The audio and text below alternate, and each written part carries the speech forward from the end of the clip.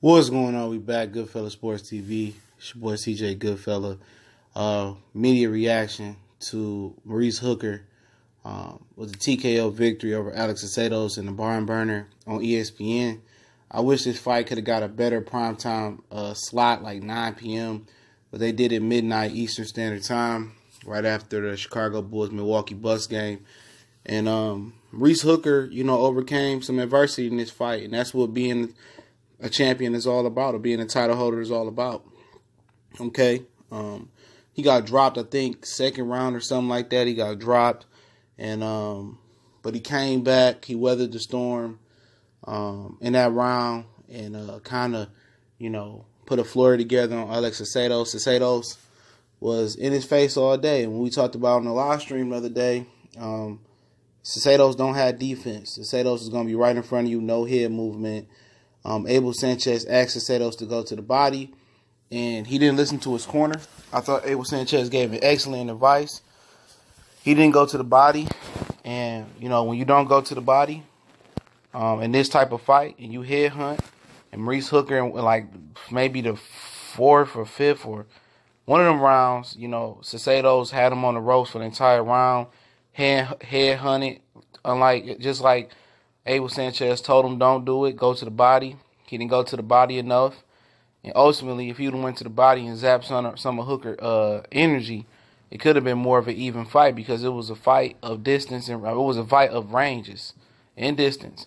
And if, Saucedo was able to maintain the fighting in close and keeping the distance close and fighting on the inside of Hooker's 80-something inch reach, which is insane for a junior welterweight. He had almost the same reach as Vladimir Klitschko, I think they said. That was a difference. That was a difference. We go back to an earlier fight this year in May where Lomachenko and Linares. The difference was Linares dropped. Lomachenko had him hurt. He headhunted. Lomachenko survived. Lomachenko came back, hit him to the body, and he won. And it's the same scenario here, It's Saucedo failed to, when he got Hooker hurt, he failed to go to the body. He failed to, after that, follow Abel Sanchez's instructions. And he got Hooker in a position of weakness, got him on the ropes, was on the offensive that whole round. I can't remember which round it was. And he didn't go to the body. And Hooker survived it. He had plenty enough stamina. Saucedo blew his load. That's exactly what he did. He just punched himself out.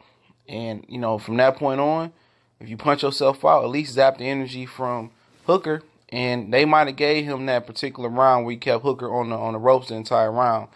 And I know they gave him that particular round. But guess what? It was a win for Maurice Hooker, because he rolled a lot of those shots. He slipped a lot of those shots. He picked a lot of those shots off with his gloves. And at the end of the day, he got a full round of rest. He didn't really throw too many punches. He didn't take no abuse to the body. His body was fresh. And Saucedo punched himself out. And from that point on, Maurice Hooker had gotten to a really, really good groove. He was boxing. He was moving. He was doing a check hook, stepping over to the side. He would throw this lead left hook and step over, and Saucedo would go right by him like a bull with a matador. And then he would reset, take it to the middle of the ring. Saucedo would try to close the distance. Hooker wouldn't let him. His jab was in the play, in his face all day. Saucedo didn't move his head. And Hooker started going to the body, kind of zapping his energy just like that. Hooker was turning him. Hooker messed his left side of the face up, because his right hand was straight right hand, and he was like kind of, overhanded, turning the right hand into an overhand. And Saucedo's, left side of his face just started falling apart. And, his foot movement, he got into a groove. And when a boxer get into a groove and get into the zone like Hooker did tonight, it wasn't nothing Saucedo can do. And Saucedo tried, I think in the 6th round, he tried to, get Hooker back on the ropes. Hooker was prepared. Hooker kind of crouched down, bend at the knees. He threw a left hook. He did it again, bull in the matador. He spent Saucedo right into the ropes again, right into the corner, spent them out. And at that point, Saucedo had no more energy to get Hooker back on the ropes, and Hooker just was in a groove. He jabbed, he double jabbed, he single jabbed, he changed the speed on the jab. A lot of people didn't think Maurice Hooker had enough power to hurt Saucedo. But when you don't move your head, when you ain't got no defense, when you don't keep your hands up, when you stand right in front of somebody in the pocket, you're going to take abuse. And that's what Cedos did. He set his big head right in the middle of the pocket, then move his head, 8 jabs all day, 8 right hands all day. Then Hooker started going to the body a little bit, zapped the energy.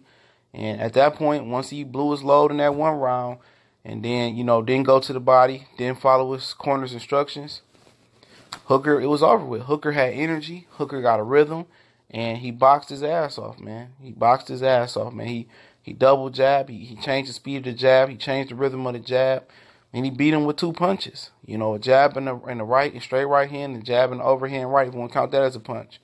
And he tried to mix in an uppercut, and he caught him with a couple uppercuts, and he caught him with a couple things to the body. I thought, in my head, I think he should have did something what Jared Bouts Ennis did today. Kind of touch him to the body, and then come over, touch him, but, Bouts hit him with his backhand in southpaw position, straight left. I thought Hooker should have dropped the right hand to the body, then came over top with a big right. But you know what? He stuck with his game plan. It worked. His footwork was better than Saucedo's. Saucedo's didn't faint, didn't move his head none. And he was a sitting duck all night. You can't sit in front of world class level fighters and not move your head. It just don't work that way. You can't sit there and put your head in the middle and sit there and play rock'em sock'em robots. Because Hooker started moving his head. Hooker started using his reach. And once he got into a groove, that boy from Oak Cliff, Dallas, Texas, it was a wrap. It was a wrap. And Hooker had confidence. It's after Hooker got dropped.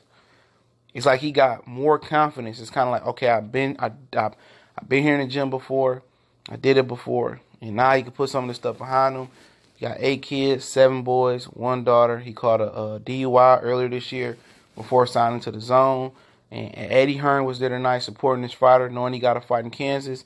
And they lost the purse bid to Bob Arum. Bob Arum paid this kid $1.2 million to come over to his network. Cedos got $400K. Eddie Hearn took a risk by losing his purse bid, but he won. And now next year he could keep Mo Hooker active, do a fight in Texas. Eddie Hearn did not take an L tonight. His fighter came through. He believed in his talent. We thought he just bought a belt, and I'm pretty sure that's what he did with Maurice Hooker. Maurice Hooker never had the WBO belt.